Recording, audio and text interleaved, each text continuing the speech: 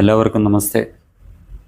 നമുക്കെല്ലാം സുപരിചിതരാണ് നമ്മുടെ സമൂഹത്തിലെ ആശാപ്രവർത്തകരെ.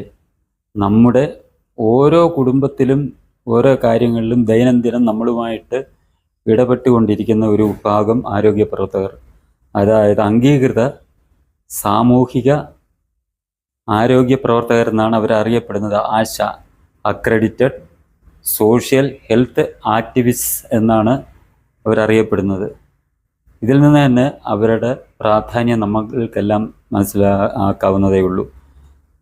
ദേശീയ ആരോഗ്യ മിഷൻ്റെ, അതായത് നാഷണൽ ഹെൽത്ത് മിഷൻ NHMൻ്റെ ഭാഗമായി പ്രവർത്തനം തുടങ്ങിയതാണ് ഈ ആശാ പ്രവർത്തകർ. ആദ്യകാലങ്ങളിൽ അവരുടെ മറ്റ് തൊഴിലുകളോടൊപ്പം ഒരു സാമൂഹ്യ സേവനം എന്ന രീതിയിൽ തുടങ്ങി എങ്കിലും പിന്നീട് സർക്കാർ ഇവർക്ക് ഓരോ ഉത്തരവാദിത്തങ്ങൾ കൊടുത്തത്, അതായത് പല കാര്യങ്ങളിലുള്ള സർവേകൾ, ഈ ഇപ്പം ഏറ്റവും അവസാനം വന്ന ശൈലി ആപ്പിൽ കൂടി അവർക്ക് കാര്യങ്ങൾ ചെയ്യണം.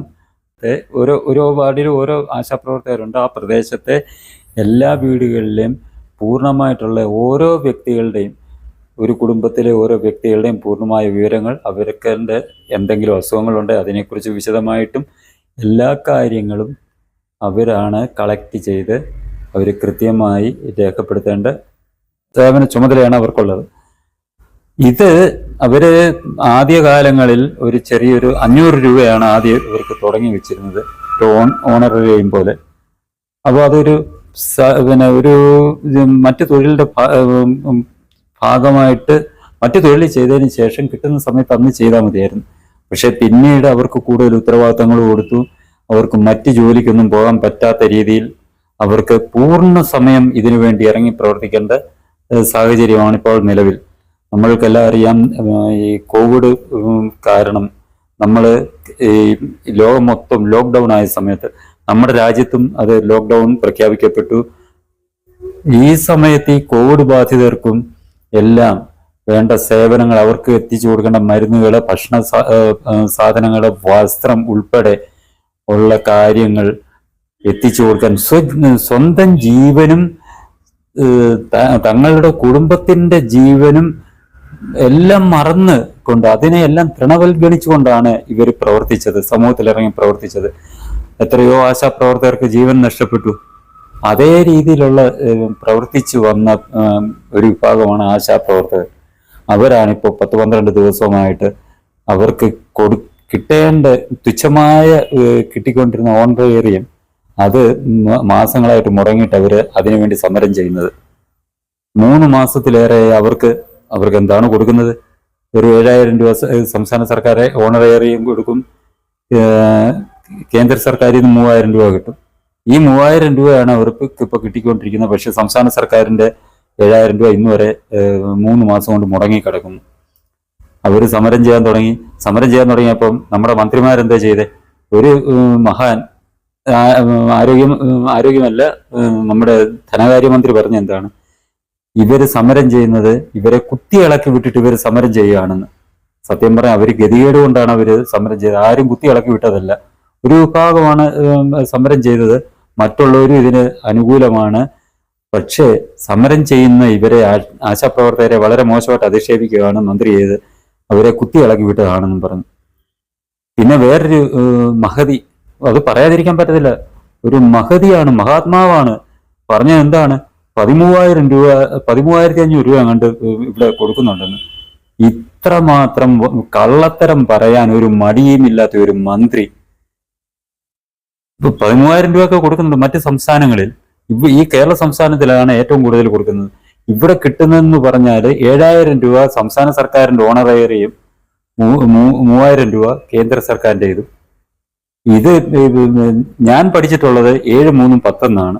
പക്ഷെ ആരോഗ്യമന്ത്രി അത് പഠിപ്പിച്ചേക്കുന്നത് 7, 3, 13,500, 13,200 എന്നാണ്ടൊക്കെ പറയുന്നത്. ഇങ്ങനെ കള്ളത്തരം പറയുന്നത് എന്തിനാ? ഒരു ഉത്തരവാദിത്തപ്പെട്ട സ്ഥാനത്തിരിക്കുന്ന ഒരാൾ ഇങ്ങനെ കള്ളത്തരം പറയാവോ? ആ മന്ത്രി പറഞ്ഞതാണ്, ഈ ആരോഗ്യമന്ത്രി പറഞ്ഞാണ് 13,000 സംതിങ്, 13,500 13,200 അങ്ങനെ കണ്ടാണ് ഇവിടെ കൊടുക്കുന്നത്. ഇന്ത്യയിൽ ഏറ്റവും കൂടുതൽ പ്രതിഫലം കൊടുക്കുന്നത് കേരളത്തിലാണ്. നാണമില്ലേ ഇങ്ങനെ കള്ളത്തരം പറഞ്ഞ് ജനങ്ങളെ പറ്റിക്കാൻ? എത്ര പേര് വിശ്വസിക്കും? ഇതിനെക്കുറിച്ച് അറിയാൻ വയ്യാത്തവർ വിശ്വസിക്കും. പക്ഷെ വ്യക്തമായിട്ട് അറിയാവുന്ന എന്നെ പോലുള്ളവർ ഇത് വിശ്വസിക്കത്തില്ല. ഇത് 13,000 രൂപ കൊടുക്കുക, 10,000-ന് മേളിൽ ഒന്നും കൊടുക്കുന്നില്ല. ഇവർ ചെയ്യുന്ന ജോലിക്ക് അനുസരിച്ചുള്ളത് പോലും പലപ്പോഴും ഇൻസെന്റീവ്സ് കിട്ടാൻ മാസങ്ങളോളമാണ് അവർ കാത്തിരിക്കേണ്ടത്. എന്നിട്ടാണ് പറയുന്നത് ഇത് കൊടുക്കുന്നത്. എന്നിട്ട് ഈ തുച്ഛമായ പൈസ പോലും കൃത്യമായിട്ട് കൊടുക്കുമോ? അതുമില്ല. ഇപ്പൊ വേണ്ട ഇവർ ചെയ്യുന്ന എന്തുവാ, മന്ത്രിക്ക് 10-20 PM-മാരെ പേഴ്സണൽ സ്റ്റാഫിൽ ആൾക്കാരെ വെക്കും. അവർക്ക് 2 വർഷം കഴിയുമ്പോൾ അവരെ മാറ്റിയിട്ട് ഈ പാർട്ടിയിൽ പെട്ട അടുത്ത കുറെ പേരെ വെക്കും. ഒരു മന്ത്രിസഭ കാലാവധി കഴിയുമ്പോഴത്തേക്ക് ഒരു 40 പേരെ ഇവരുടെ പാർട്ടിക്കാരെ കുത്തിത്തിരികെ കയറ്റിയിട്ട് അവർക്ക് ശമ്പളവും കൊടുക്കും, പിന്നെ ഭയങ്കര പെൻഷൻ കൊടുക്കും. അതിനിവർക്ക് ഒരു മുട്ടുമില്ല. ഇപ്പം PSC ചെയർമാനും അംഗങ്ങൾക്കും അവർക്ക് എന്തോ ജോലിയുണ്ട്. അതും കുറെ രാഷ്ട്രീയത്തിലെ കുറെ ഈ എന്തോ ഇവരെയൊക്കെ വിളിക്കുന്നത് ഈ കടൽ കിഴവന്മാര് പറയുന്ന സൈസുകളെ പിടിച്ച് ഇതിന്റെ PSC അംഗങ്ങളാക്കി വെക്കും. ജില്ലാ ജഡ്ജിക്ക് സമാനമായ തുക ഇപ്പോൾ കൂട്ടി കൊടുത്തേക്കുന്നു. 1 ലക്ഷത്തിന് മേളിൽ വീണ്ടും കൂട്ടി കൊടുത്തേക്കുന്നു. അപ്പോൾ ഇവർക്ക് 2.5-3 ലക്ഷം രൂപയിൽ കൂടുതൽ ഇങ്ങനെയുള്ളവർക്ക് കൊടുക്കാനും ഉണ്ട്. ഇപ്പോൾ വേറെ കേരളത്തിന്റെ പ്രത്യേക പ്രതിനിധി എന്നും പറഞ്ഞൊരു മുൻ കോൺഗ്രസ് നേതാവിനെ പുള്ളി കോൺഗ്രസ് വിട്ട് CPM-ന്റെ ഭാഗത്തോട്ട് വന്നതിന്റെ പ്രതിഫലമായിട്ട് പുള്ളിയെ ഡൽഹി പ്രതിഷ്ഠിച്ചു കേരളത്തിന്റെ പ്രത്യേക പ്രതിനിധി എന്ന് പറഞ്ഞ്. ആ മനുഷ്യൻ പിന്നെ എത്ര ഇപ്പൊ കൊടുക്കുന്ന യാത്രാബത്ത പോരാന്നും പറഞ്ഞ് 11.5 ലക്ഷം രൂപ പുള്ളിക്ക് കൂട്ടിക്കൊടുക്കാൻ തീരുമാനിച്ചു. ഇങ്ങനെ ഇവര് പലർക്കും അനർഹമായിട്ട് ലക്ഷങ്ങൾ കൂട്ടിക്കൊടുക്കുന്ന ഈ സർക്കാരാണ് വെയിലെന്നോ മഴയെന്നോ മഹാമാരിയെന്നോ പകർച്ചവ്യാധിയെന്നോ ഒന്നും കണക്കാക്കാതെ സ്വന്തം ജീവന്, സ്വന്തം കുടുംബാംഗങ്ങളുടെ ജീവനോ പോലും മറന്ന് പ്രവർത്തിക്കുന്ന, സമൂഹത്തിന് വേണ്ടി പ്രവർത്തിക്കുന്ന ആശാപ്രവർത്തകർക്ക് അവർക്ക് ന്യായമായിട്ട് അല്ല ഇപ്പൊ കിട്ടുന്നത് വളരെ കുറവാണ്. എന്നിട്ട് വരെ കിട്ടുന്ന തുച്ഛമായ പ്രതിഫലം പോലും അവർക്ക് കൊടുക്കാൻ തയ്യാറാകാതെ അത് ഇവര് പിടിച്ചു വെച്ചുകൊണ്ടിരിക്കുന്നത്. എന്നിട്ട് ഇതുപോലെ വ്യാജ പ്രചരണം, അവരെ അധിക്ഷേപിക്കുന്ന രീതിയിൽ ഇത് അടുത്ത സമയത്ത് അവര് ഗതികെട്ട് അവര് സമരം തുടങ്ങി. ഉടനെ പോലീസിൽ നിന്ന് ഒരു ഇൻഡാസി എന്നാണ് ഇന്നലെയൊക്കെ വാർത്തകൾ കേട്ടത്. അവർക്കെതിരെ കേസെടുക്കും, അവർ വഴി തടസ്സപ്പെടുത്തി, അവരത് ചെയ്തു ഇത് ചെയ്തു, അവരെല്ലാം പിടിച്ച് അകത്തിടും എന്നുള്ള രീതിയിലൊക്കെ പോലീസിന്റെ നോട്ടീസ് അവർക്ക് കിട്ടിയെന്നൊക്കെ പറയുന്നത് കേട്ടു. ഇത് പറയുന്നത് എന്തുവാ, പാവപ്പെട്ടവരുടെ സർക്കാർ എന്ന് പറയുന്നത് തൊഴിലാളികളുടെ സർക്കാർ എന്നൊക്കെ വലിയ വീരവാദം മുഴക്കി. ഇത് തൊഴിലാളികളുടെ സർക്കാരിലെന്ന് നമുക്കറിയാം, എല്ലാവർക്കും അറിയാവുന്ന കാര്യമാണ്.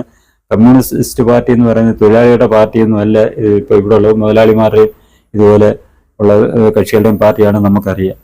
സമരം ചെയ്യുന്ന അർഹമായിട്ടുള്ള ഇതിനകത്ത് എത്രയോ പേര് ഈ വിധവകളുണ്ട്, ഒരു ഗതിയും പരഗതിയും ഇല്ലാത്ത ആൾക്കാരുണ്ട്. അവർ ഇതിൽ നിന്ന് കിട്ടുന്ന തുച്ഛമായ പൈസ വെച്ച് തങ്ങളുടെ കുഞ്ഞുങ്ങൾക്ക് ഒരു നേരത്തെ ആഹാരം വെച്ച് കൊടുക്കുന്നവരുണ്ട്, വീട്ടിലുള്ള മുതിർന്നവരുടെ ചികിത്സ നടത്തുന്നവരുണ്ട്, സ്വന്തം ചികിത്സ നടത്തുന്നവരുണ്ട്. ഇവർക്കൊക്കെ ഒരു നേരം കഴിയാനുള്ള ആ ഒരു ഗതികേട് കൊണ്ട് ഇവർ ഒന്ന് സമരം ചെയ്തപ്പം അവരെ കുത്തി ഇളകി വിടുന്ന ആരാണ്ട് അവർക്ക് പിന്നെ അറസ്റ്റ് ചെയ്യുന്നു പറഞ്ഞ് നോട്ടീസ് കൊടുക്കുന്നു. ഇതെന്തോ ഭരണമാണ് ഈ കേരളത്തിൽ നടക്കുന്നത്? ക്ഷേമ പെൻഷൻ കൊടുക്കാൻ പൈസയെല്ലാം മുടങ്ങുക, മാസങ്ങളോളം മുടങ്ങുന്നു. ഇതുപോലുള്ളവർക്ക് കൊടുക്കാൻ ഒന്നും ഇതില്ല. ഇപ്പൊ അംഗൻവാടി വർക്കർമാരെ ഹെൽപ്പർമാരെ പെൻഷൻ കൊടുത്തിട്ട് മാസങ്ങളായെന്ന് ഒരു വാർത്ത വരുന്നു. ഇവർക്കൊന്നും പൈസ കൊടുക്കാനില്ലാതെ സ്വന്തം പാർട്ടി അണികളെ സുഖിപ്പിക്കാൻ വേണ്ടി ലക്ഷങ്ങളും കോടികളും മുടക്കുക എന്ന് പറയുന്നത് ഇത് എന്ത് ഭരണമാണ് ഇവിടെ നടക്കുന്നത്? എന്ത് നീതിന്യായമാണ് നമ്മുടെ കേരളത്തിൽ നടക്കുന്നത്?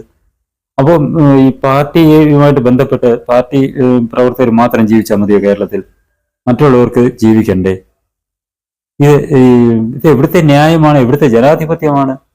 പിന്നെ കമ്മ്യൂണിസത്തിൽ ജനാധിപത്യത്തിന് സ്ഥാനമില്ലെന്ന് പറയും. കമ്മ്യൂണിസ്റ്റ് പാർട്ടിയിൽ ജനാധിപത്യത്തിന് സ്ഥാനമില്ല, ജനാധിപത്യ വിശ്വാസം അവർക്കില്ല എന്നറിയാം. എങ്കിലും നമ്മുടെ ഈ കേരളത്തിൽ ഈ വിപ്ലവത്തിൽ കൂടിയല്ലല്ലോ ഇവര് അധികാരത്തിൽ വന്നത്, ജനാധിപത്യത്തിൽ കൂടിയല്ലേ അധികാരത്തിൽ വന്നത്. പാവപ്പെട്ടവന്റെ കൂടെ വോട്ട് മേടിച്ചല്ലേ അധികാരത്തിൽ വന്നത്. അപ്പോൾ തീർച്ചയായിട്ടും പാവപ്പെട്ടവന്റെ ആ വികാരം ഇവർ ഉൾക്കൊണ്ട് വേണ്ടേ പ്രവർത്തിക്കാൻ? അവന് ചെയ്യേണ്ട കാര്യങ്ങൾ ചെയ്യണ്ടേ? എന്തോ ഒരു കഷ്ടം ഈ കേരളത്തിന്റെ പോക്ക് എങ്ങോട്ട്. ഈ കേരളത്തിലെ ജനങ്ങളുടെ ഗതി എന്താണ്? ആ കഷ്ടം എന്നല്ലാതെ എന്തു പറയാൻ, വിലപിക്കാനല്ലാതെ എന്ത് ചെയ്യാൻ കഴിയും? ഈ ചാനൽ നിങ്ങൾക്കിഷ്ടമായെങ്കിൽ സബ്സ്ക്രൈബ് ചെയ്യുക, ഒപ്പം തന്നെ ലൈക്ക് ചെയ്ത് ഷെയർ ചെയ്ത് ബെൽ ബട്ടണും അമർത്തുക.